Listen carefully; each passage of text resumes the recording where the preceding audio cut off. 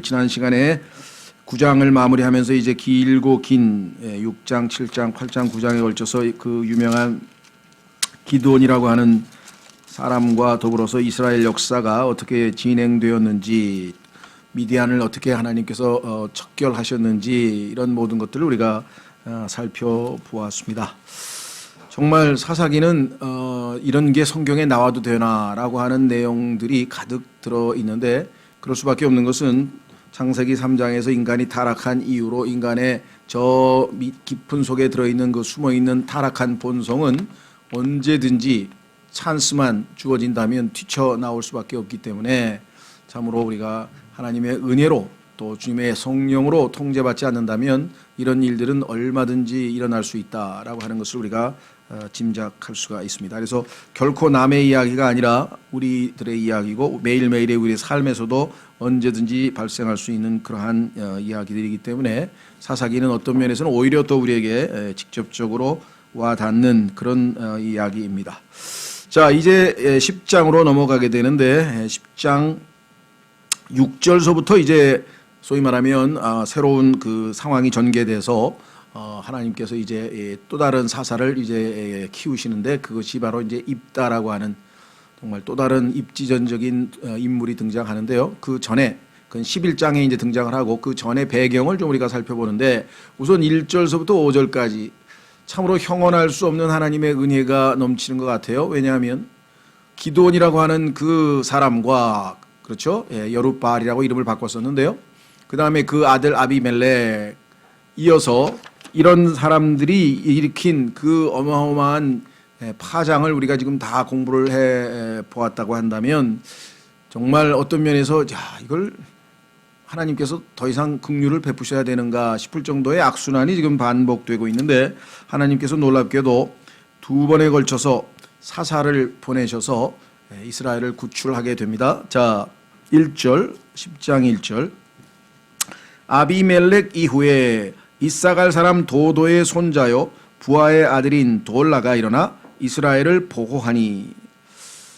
이게 이제 조금 의역이 돼 있어요. 이게 defend라고 하는 말은, defend란 말이 물론 보호했다는 말이 없다는 건 아니지만 방어했다, 지켜줬다라고 하는 뉘앙스고요.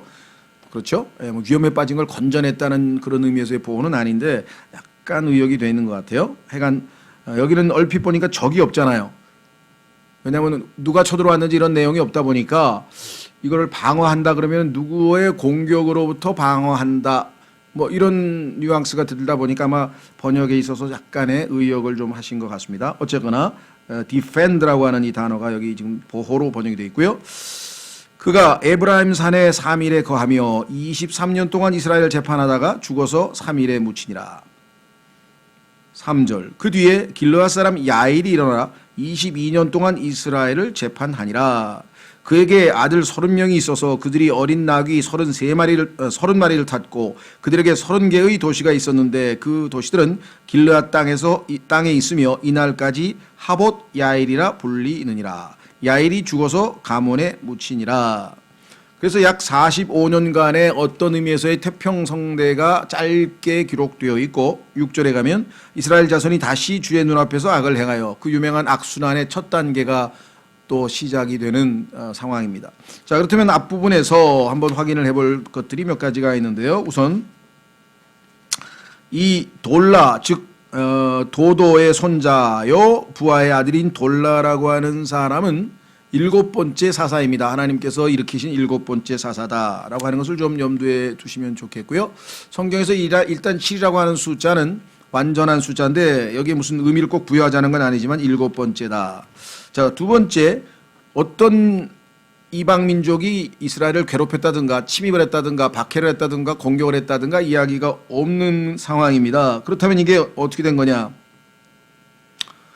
미루어 짐작컨대 이스라엘이 외침은 없었지만 영적으로 아비멜렉, 그 다음에 그 아버지 기드온을 포함해서 스스로 구렁에 빠져서 허덕이고 있었습니다. 그렇죠? 정말 어마어마한 잔인한 사건들이 벌어진 그런 상황이 우리 지난번에 봤었죠. 그래서 결국은 그 아비멜렉의 아들인 기드온의 아들인 아비멜렉이 여자에게 머리를 맞아서 맷돌에 맞아서 머리가 쪼개져 죽은 그런 비참한 사건이 이로 마무리를 지었다. 자, 그렇다면 이것은 외침은 없었지만 내부에서 일어난 어마어마한 소용돌이로부터 그나마 하나님께서 차분하게 그렇죠? 준비시킨 그러한 태평성대를 지휘할 그러한 사사로 돌라를 보낸 것이 아닌가 이렇게 우리가 짐작할 수 있겠죠. 사실 이 어떤 의미에서는요, 외적으로 무슨 일이 터지게 되면 얼마든지 우리가 힘을 합치고 눈에 보이는 대적이 있기 때문에 단합하기가 쉽습니다. 그런데 그게 아니라 안에서 뭔 문제가 벌어지게 되면 외적으로 보이지가 않기 때문에 참으로 이 대비한다는 게 쉽지가 않죠. 그렇죠? 그래서 만약에 하나님께서 돌라를 보내지 않으셨다면 이스라엘은 아마 스스로 자멸하고 말았을지도 모를 영적 상태라는 것을 우리가 잘 알고 있죠. 그래서 하나님께서는 이들을 돕기 위해서 정말 제대로 재판할 수 있는 그렇죠. 옳고 그름을 제대로 분별해서 가르칠 수 있는 그러한 돌라를 하나님께서 보내셔서 정말 뭐 어떤 의미에서는 보너스 같은 23년의 평안한 시대를 보내게 됐는데 이스라엘이 훌륭해서냐 결코 그것이 아니라 하나님의 긍휼과 은혜가 넘쳤다라는 것을 우리가 보게 되죠. 여러분 어떠세요? 나는 지금 형편없이 살고 있는데 내 상황은 이상하게 잘 풀리고 있어. 그러면 더 불안해지는 거예요, 이제. 그렇죠? 아예 내가 지금 형편없이 사는데 하나님이 나를 매를 때렸다. 그러면 이제 차라리 매를 맞았으니까 나은데 아니 이게 왜 언제 하나님이 나를 치실 건가? 이걸 기다리면 굉장히 불안한 상황이에요. 그런 대표적인 케이스가 욥인데요. 욥이라고 하는 사람은 모든 문제가 너무 잘 풀리는 거예요. 경제적인 문제도 그렇고 자녀 문제도 그렇고 이게 그런데 이게 그 태풍의 눈 정말 이 그 폭풍 전야라 그러죠. 언제 뭔 일이 터질 것 같은데 이렇게 잘 되면 안 되는 건데 하고 그러고 있는 상황에 그냥 한꺼번에 일이 뭐 어마어마한 일이 터져버렸잖아요. 그래서 욥이 내가 두려워하던 일이 드디어 터졌구나. 그래도 대비하고 있었으니까 얼마나 다행이에요. 그렇죠? 여러분 어떠세요? 점점 마비가 돼가지고 괜찮은 건가? 이거 아무 일도 안 일어나는 건가? 절대 그렇지 않아요. 우리가 항상 깨어있지 않으면은 잘못하면은 이런 그 소위 말하면 매너리즘에 빠질 수가 있는데요. 자, 이스라엘이 하여간 23년 동안은 하나님의 특별한 손길에 의해서 참 돌보심을 받았다.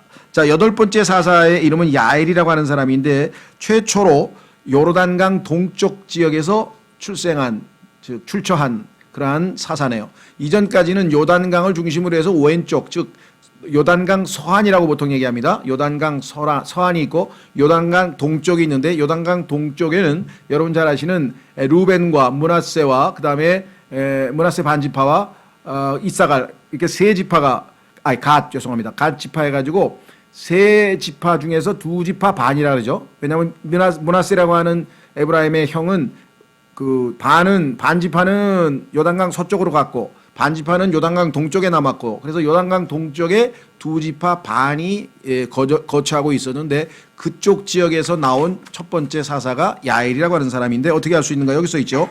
그 뒤에 길르앗 사람 야엘이 일어나 22년 동안 이스라엘을 재판하니라. 길르앗이 바로 그 오른쪽 동네죠. 오른쪽 지역에 머물렀던 사람들인데요. 그에게 아들 30명이 있어서라고 얘기를 했네요. 자, 우리가 생각할 때 야, 이 30명의 아들이 모르겠어요. 한 명의 부인으로부터 난 건지 몇 명의 부인으로부터 난 건지는 잘 모르겠는데 이 당시에 보면 이렇게 여룻바알도 기드온도 자녀가 71명이나 됐잖아요. 그렇죠? 요즘에는 모르겠습니다만은 그 멕시코라든가 이런 그 남미 지역에 가면은 그 스페인어로 마초라고 하는 말이 있어요. 마초. 이 마초라고 하는 말은 짐승의 수컷을 얘기합니다. 짐승의 수컷을 얘기하는 마초인데 그 짐승의 수컷 본능, 짐승의 수컷은 그냥 자손을 많이 퍼뜨리는 게 그냥 유일한 이 세상의 존재 목적 아니에요. 그렇죠? 그러다 보니까 그 마초라고 하는 말을 마치스모 해가지고 그 소위 말하면 그 자기가 남자라고 하는 것, 수컷이라고 하는 것을 괜히 사람들 앞에서 의시되고 과시되는 그러한 스타일의 남성 우월주의자들을 그렇게 마치스타라고 이렇게 부르는데 그 사람들은 정말 부인 여러 명에서 막 그 자기 명함에 보면은 부인 8명, 그 다음에 자녀 56명, 손자 120명, 막 이렇게 써 있어요. 그러면 그 숫자가 많을수록, 어우 대단한 사람 이런.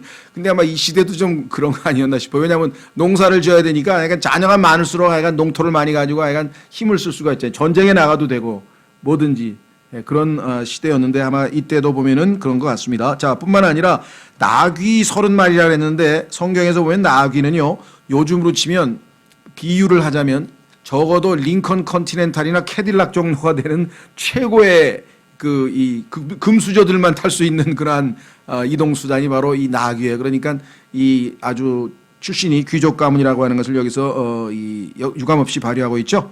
자, 그래서 통치자들이 나귀를 탔다 그랬습니다. 뿐만 아니라 30개의 도시가 있었다. 그래서 그 30개의 도시를 다스렸다는 것을 암시하고 있는데, 자, 당시에는 도시 국가입니다. 그래서 도시에 있는 지도자는 다 왕이에요. 그래서 성경에 보니까 무슨 가나안 그 조그만 땅에 웬 왕이 이렇게 많냐.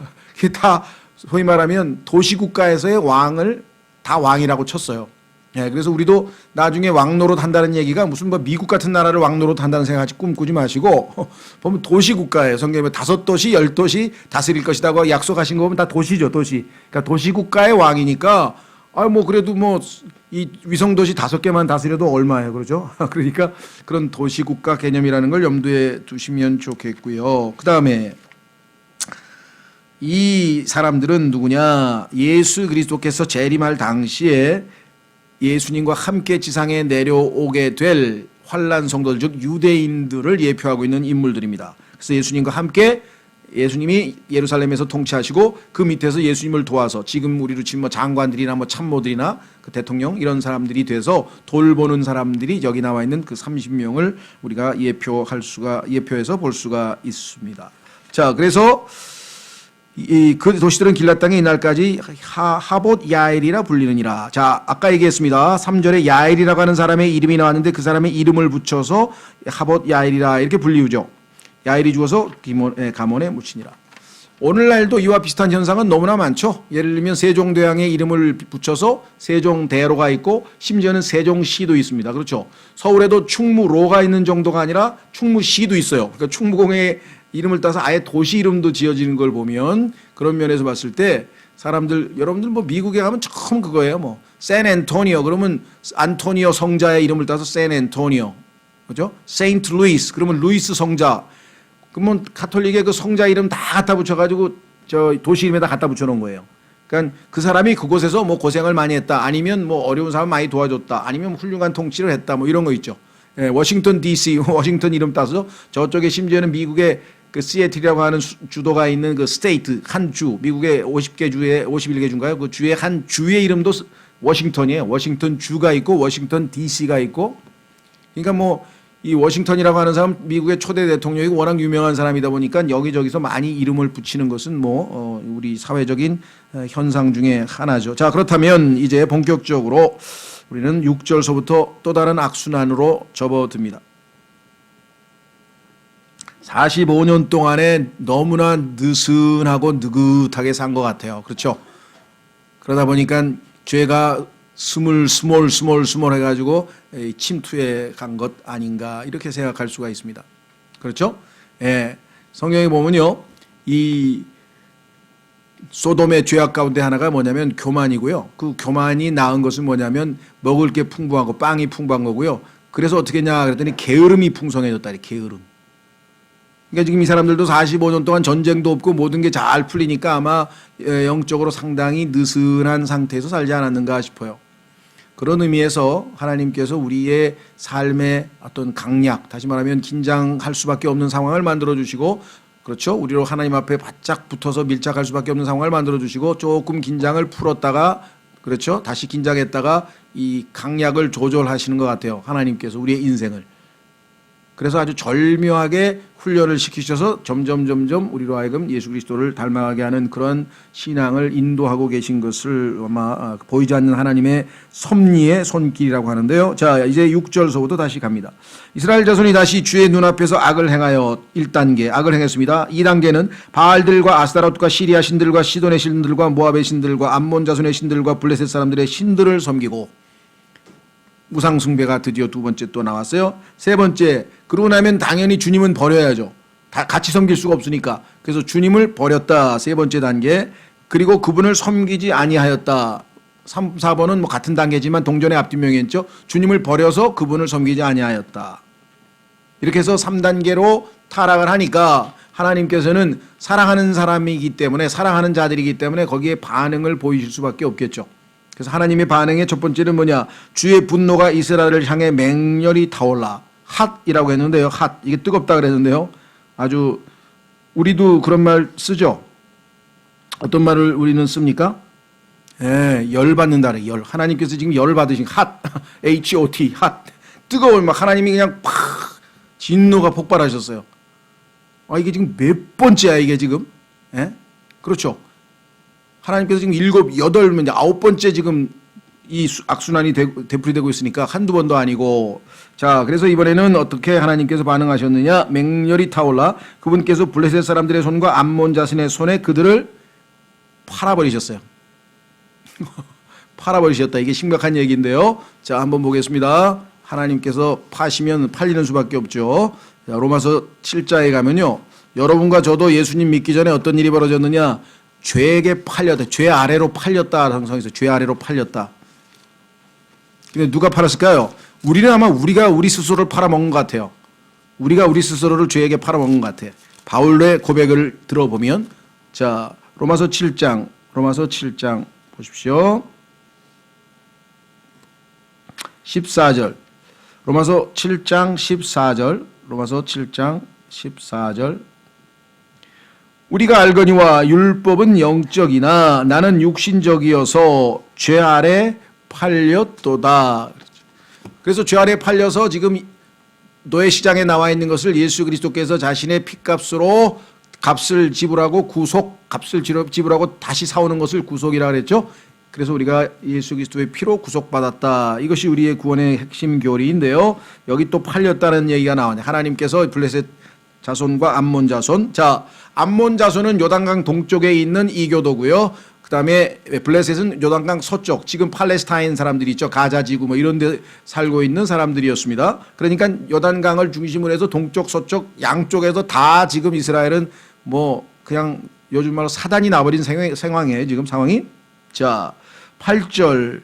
그들이 그 해에 이스라엘 자손을 괴롭히고 학대하되 곧 18년 동안 요르단 저편 길르앗에 있는 아모리 족속의 땅에 거하던 이스라엘 모든 자손을 학대하였고, 우선 요단강 동편에 있는 이스라엘 두 지파 반을 먼저 학대하였고, 그 다음에 이제 강 이쪽, 자, 이쪽은 누구냐? 유다 지파네요. 자, 9절. 또한 암몬 자손이 요르단을 건너와 유다와 베냐민과 에브라임의 집과 싸움으로 이스라엘의 고통이 심하였더라.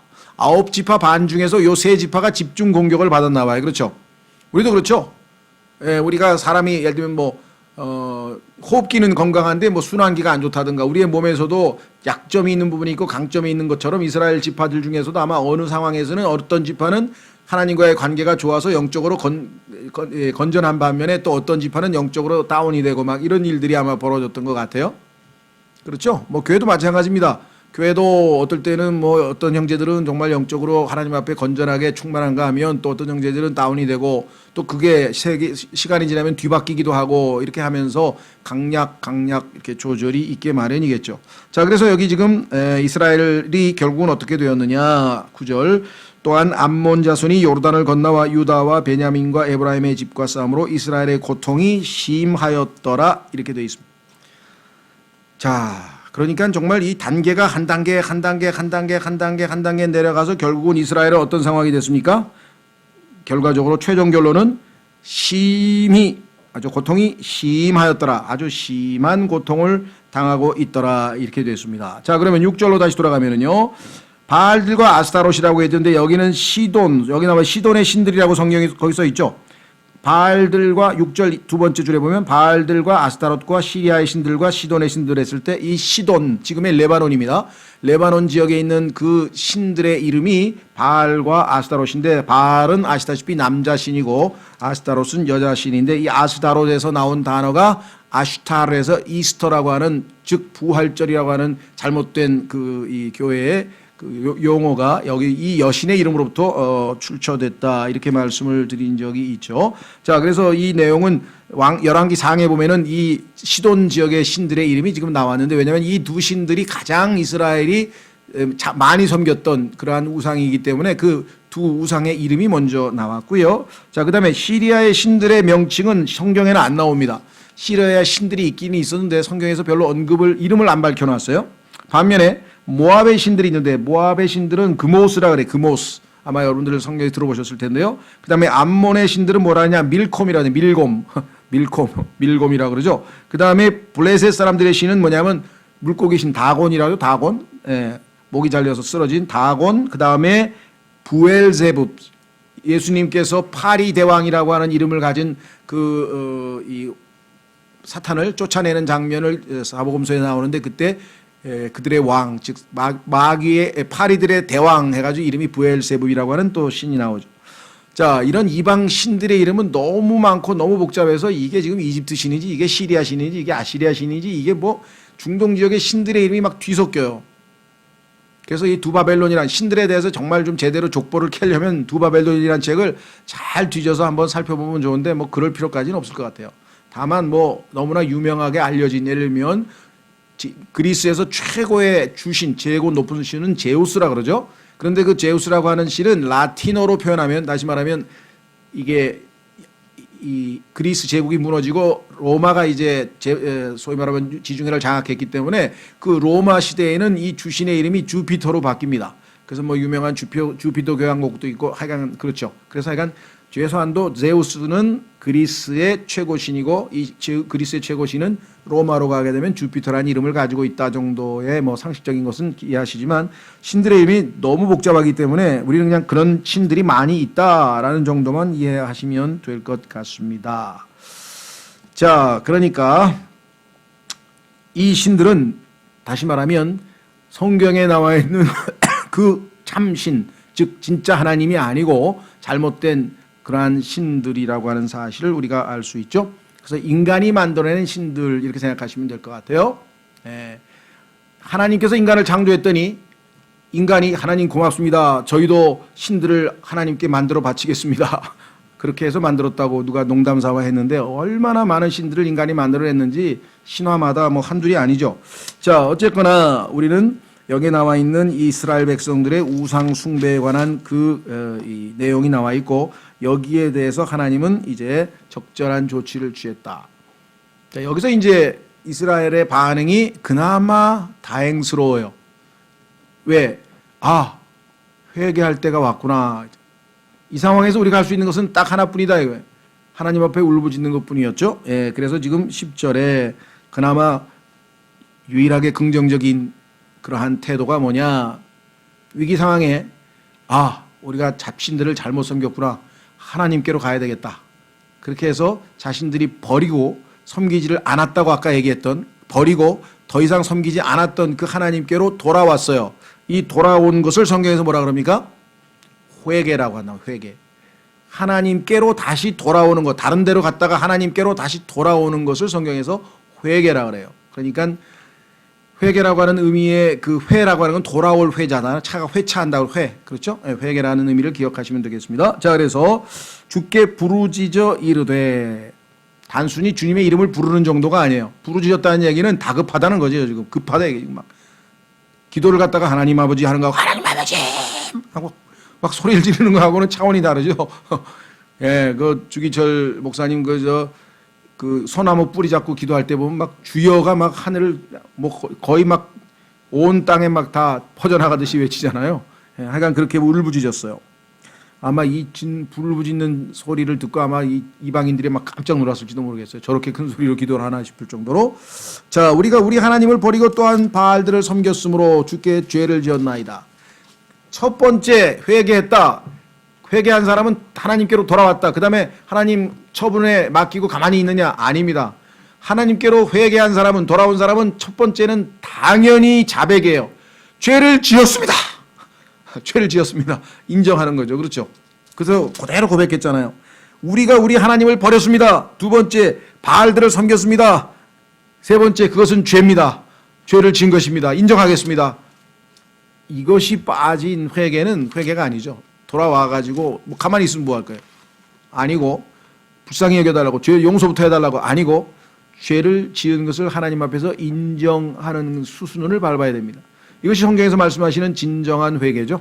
예, 이것 없이 하나님 앞에 자신이 죄 지은 것을 인정하지 않고 주여 곤란한 처지에 빠졌는데 건져 주십시오. 그런 식으로 청탁하는 그러한 기도는 하나님께서 들어주시질 않겠죠.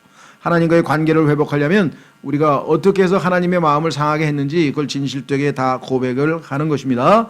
자, 그랬더니 하나님께서 드디어 듣고 답변을 하세요. 왜? 1단계는 제대로 했어. 울부짖으면서 자백했어. 그러니까 하나님께서 진심을 엿본 거예요. 요즘 표현을 하면 진정성 있는 고백이었다. 하나님 보니까 마음이 담겨 있는 고백이야. 입술만 그냥 막 이렇게 위기를 넘기려고 하는 엉터리 기도가 아니야. 우리는 어떠세요? 하나님 앞에 진정으로 죄를 자백하고 용서를 구하는 겁니까? 아니면 그냥 어떻게 위기 상황을 좀 넘겨보려고 그냥 립 서비스를 하면요, 하나님은 절대로 안 속아요. 립 서비스에는 진정성이 담겨있는 고백을 하나님 들으신다. 11절 주께서 이스라엘 자손에게 이르시되 내가 이집트 사람들과 아모리 족속과 암몬 족속과 블레셋 사람들에게서 너희를 건져내지 아니하였느냐? 이집트에서 건져내고 그 다음에 광야 생활에서 건져내고 내가 지금 너희 몇 번 건져줬지? 하고 지금 물어봅니다. 이게 하나님의 교육 방법이에요. 하나님의 교육 방법은 항상 처음으로 돌아가서 기억시키는 거예요. 상기시키는 거예요. 기억하라, 기억하라, 기억하라. 예수님께서 7교회에게 쓰신 서신서 계시록 2장의 첫 번째 교회 에베소 교회가 처음에 막 뜨겁게 주님을 사랑하더니 나중에 교회의 형식적인 행동들은 활동들은 여전히 남아있으나 거기에는 믿음도 담기지 않고 사랑도 담기지 아니하고 인내도 없는 그런 방식으로 형식적인 신앙생활을 하니까 예수님께서 너희가 너희 처음 사랑을 떠났구나. 그러면서 뭐라고 얘기를 합니까? Remember. 너희가 어디에서 미끄러졌는지 기억해내라. 그 다음에 기억하면 어떻게 돼요? 하나님께로 돌아가야 되겠다. Repent. 기억하고 회개하라. 그렇게 안 하면 remove. 내가 너희를 제거해버리겠다. 이 하나님의 역사의 현장에서 너는 빼버리겠다. 제외시켜버리겠다. 운동선수를 치면요, 너는 시합에 출전을 못해. 그냥 후보로 남아. 빼버려. 딱 보니까 자세가 안 돼 있어. 그럼 넌 빼버려. 운동선수가 시합에 못 나가고 벤치에 앉아서 쟁일 지켜만 보면 그 무슨 의미가 있어요. 그죠? 우리도 마찬가지예요.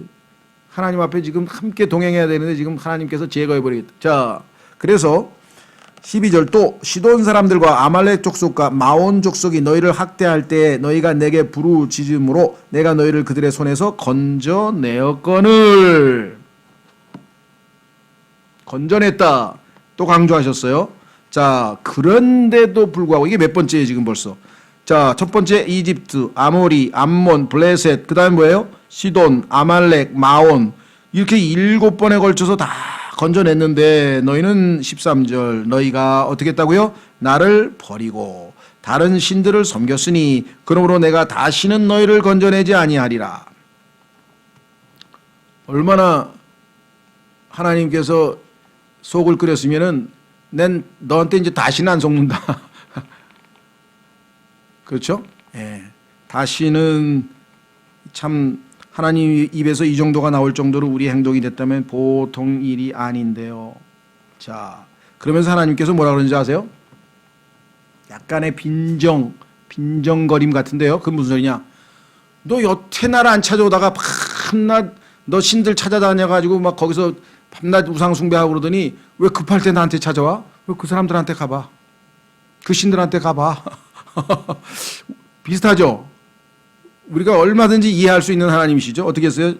14절 가서 너희가 택한 신들에게 부르짖어 너희가 환난을 당할 때 그들이 너희를 건져내게 하라 하시니라. 그러면 뭐예요? 못 건져내죠. 그러니까 뭐예요? 너희가 지금 잘못 줄을 섰어. 너희는 지금 영적인 분별력이 없어. 진짜 너희를 도와줄 수 있고 진짜 하나님이 누군지 그걸 너희는 지금 잊어버리고 너의 구미에 맞는 신들을 쫓아다녔는데 지금 급할 때 너한테 가봐. 그 사람이 너 고쳐주나 너를 구해주나. 그런 쓰라린 체험을 한번 상기시켜주는 거죠. 그렇죠? 하나님께서 이걸 뭐 빈정거리면서 그래 꼴 좋다 이제 뭐 이제 와서 나한테 뭐 이렇게 그냥 그 목적으로만은 아니고요. 이스라엘 사람들로 하여금 각인해서 무슨 그 교훈을 남기려면은 하나님께서 강하게 이렇게 말씀하실 수밖에 없었다. 그렇죠. 예, 우리도 뭐 보면은 위기 때 뭐 하여간 대처하는 방법이 각양각색입니다. 부적 사러 가는 사람이 있고 점치러 가는 사람이 있고 뭐 하여간 뭐 별의별 사람 다 있어요. 그렇죠? 예. 자, 이스라엘 백성은 다행히도 그나마 어떻게 했습니까? 하나님께 부르짖었습니다. 이건 정말 너무나 다행스러운 일이에요. 자, 이스라엘 자손이 죽게 하려되 그나마 얼마나 겸손해졌어요. 옛날 같으면 그래. 알았어요. 뭐 안 도와주면 됐지 뭐. 아이 너무하시네.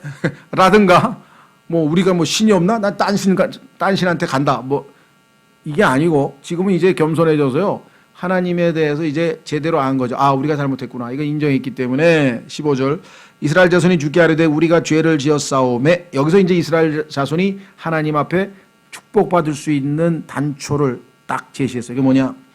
무엇이든지 주께서 보시기에 좋은 대로 우리에게 행하시려니와 하나님 원하시는 대로 하나님 보시기에 좋은 대로 다 하세요. 매를 때리든지 푸시업을 시키시든지 뭐 우리 애들을 그냥 데려가시든지 집이 그냥 쫄딱 망하게 하든지 아니면 그냥 중병에 걸리게 하시든지 하나님이 무슨 조치를 취해도 내가 다 인정하겠습니다. 나는 그래도 쌉니다. 그러니까 그런 벌을 받아도 싼 놈이니까 나는 하나님이 무슨 일을 저에게 하셔도 저는 기꺼이 다 받아들이겠습니다. 이게 하나님 앞에서의 우리의 올바른 자세예요. 드디어 하나님 앞에 그나마 하나님께서 수긍할 만한 태도를 처음으로 한번 취한 거예요. 왜? 하나님은 온 우주 만물을 창조하신 거룩하고 의로우신 분이에요. 그런데 그분을 그렇게 속을 썩였으면 어떻게 되겠어요? 그것도 자신들을 7번이나 위기에서 구출하고 먹이시고 입히시고 도우시고 하여간 뭐 처음부터 끝까지 안 해주신 게 없어. 여러분 어때요? 뭐 여러분 여기서 뭐 대한민국에서 태어나고 싶어 태어났습니까? 예? 저 아프리카 시에라레온에서 태어났으면 어떡할까요 지금? 예, 거기 국민 지금 절반은 저녁 안 먹고 저녁 못 먹고 다 잡니다 오늘. 국민의 50%는 저녁 굶고 자요 다. 왜 없어 먹을 게. 그리고 국민의 절반은 또 하루에 한 끼밖에 못 먹어. 막 그런 나라들이 지금 셌어요. 어린애들이 하루에 5만 명씩 지금 굶어 죽고 있어요. 지금 이 세상에. 유엔 아동기구 통계에 의하면. 근데 그나마 이렇게 좋은 나라에 태어나서 그렇죠. 직장도 주고 뭐 가족도 주고 우리나라도 어떻게 국가도 경제가 잘 돼서 하여간 그래도 굶는 사람 없이 하고 뭐 복지도 해주고 뭐 아프면 약도 주고 뭐 이렇게 좋은 나라 해가지고 거기다가 구원도 시켜가지고 하늘나라도 가게 해주시고 그다음에 교회당도 있고 뭐 교회당에 가니까 뭐 에어컨도 있고 없는 게 없네. 모든 걸 다 해주셨는데 뭔 그렇게 불만이 많아요. 그렇죠. 하나님께서 이렇게 뭐가 그렇게 불만이 많으냐. 내가 너한테 해준 게 얼만데 성경 말만 따라 주께서 주신 복을 세어보라 그러잖아요. 카운트 다 세보라 이게 얼마나 많은가. 그러면 그냥 감사가 철철 넘쳐도 넘철판인데 나를 버리고 우상을 섬기고 제멋대로 굴다가 그래도 또 용서해줘서 7번이나 구출해줬는데 이렇게 얘기하셨어요. 자, 여기서 이스라엘이 진짜 하나님 앞에서 자신의 모습을 발견한 거예요. 그래서 뭐라고 얘기합니까? 15절이 답이에요. 15절이 하나님이 아까 더 이상은 안 봐준다 그랬는데 봐주실 수밖에 없는 태도가 이게 뭐야? 안 봐주셔도 좋다 이거야. 난 하나님께는 아무것을 요구할 자격이 없습니다. 그냥 하나님이 불쌍히 여기면 불쌍히 여기고 매를 때리면 매를 맞고 난 모든 처분을 달게 받겠습니다. 그렇죠? 이 박근혜 대통령이 그랬어야 어떻게 용서를 받는데 계속 고집을 부리다가 그잖아요. 국민 여러분, 제가 정말 모든 걸 달게 받겠습니다. 이렇게 나왔어요. 자, 그래서 이스라엘 어떻게 했어요? 야, 참 하나님 앞에서 이런 태도가 얼마나 우리가 배워야 될 점인지 모르겠어요. 하나님 앞에 따지고 불평하고 이게 아니라 하나님 욥을 보세요. 욥. 빌 게이츠만큼 최고 부자였는데 하루아침에 알거지가 됐고 아들 7에 딸 3이 하루아침에 죽었고 그냥 상상을 초월하는 일을 당했는데 그가 주신 분도 하나님이시고 가져가신 분도 하나님이시니 주님을 찬양합니다. 하고 입술로 죄를 짓지 아니하였더라. 그러니까 성경에서 욥기라고 하는 책에 써 있잖아요.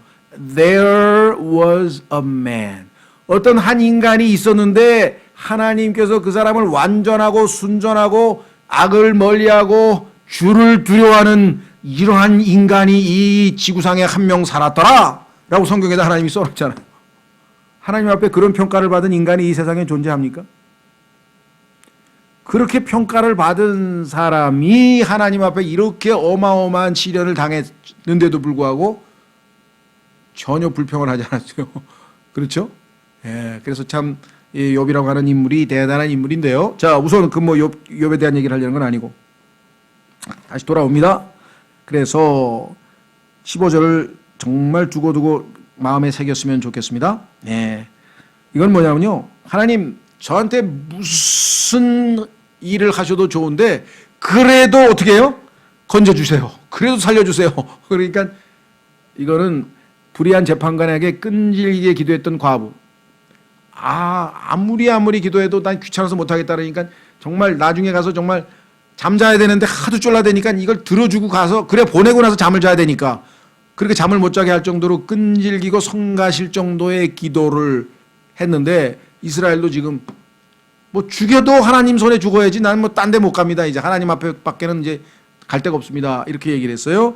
15절 이스라엘 자손이 주께 하려되 우리가 죄를 지었사오매 무엇이든지 주께서 보시기에 좋은 대로 우리에게 행하시려니와 오직 주께 간구하옵나니 이날 우리를 건져내시옵소서 하며 이런 기도는 하나님 앞에 먹히는 기도예요. 하나님께서 먹히는데요. 그 다음 조치가 하나님의 마음을 움직인 거예요. 입술로만 그렇게 안 하고 어떻게 했습니까? 16절 자기들 가운데서 이방 신들을 제거하고 그게 뭔지 모르겠어요. 어떤 사람은 그 자기 각자에게 가지고 있는 이방 우상 자기가 하나님보다 더 마음에 움켜쥐고 있었던 그 무엇 뭐 돈이 됐든 권력이 됐든 뭐가 됐든 잘 모르지만 하여간 하나님보다 더 내 마음에 움켜쥐고 있던 그것을 버렸대. 그래서 어떻게 됐습니까? 주를 섬기니 그분의 혼이 이스라엘의 고통으로 인하여 괴로워하셨더라. 참 놀랍죠? 하나님께서 이스라엘이 비참한 꼴로 하나님 앞에서 그 모습을 하고 엎드려서 회개하고 눈물 콧물 흘리고 쭉 쳐져 있는데 하나님께서 보시니까 불쌍하더라 이거죠. 그게 하나님 마음이 괴로웠다라고 성경에 써 있습니다.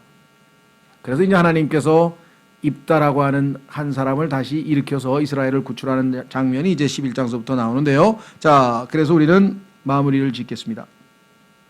그러니까 우리가 해야 될 일이 있구나. 그렇죠? 하나님 앞에 매달려서 하나님 무슨 처분인지 알게 받겠습니다.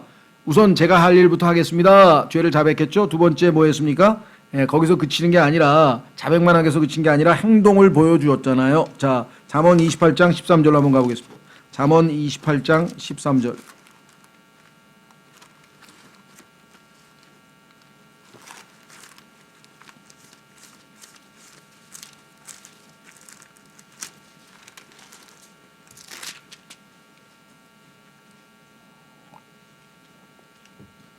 자기 죄들을 숨기는 자는 형통하지 못하느니와 누구든지 그것들을 자백하고 그 다음에 거기서 멈추는 게 아니라 버려야죠.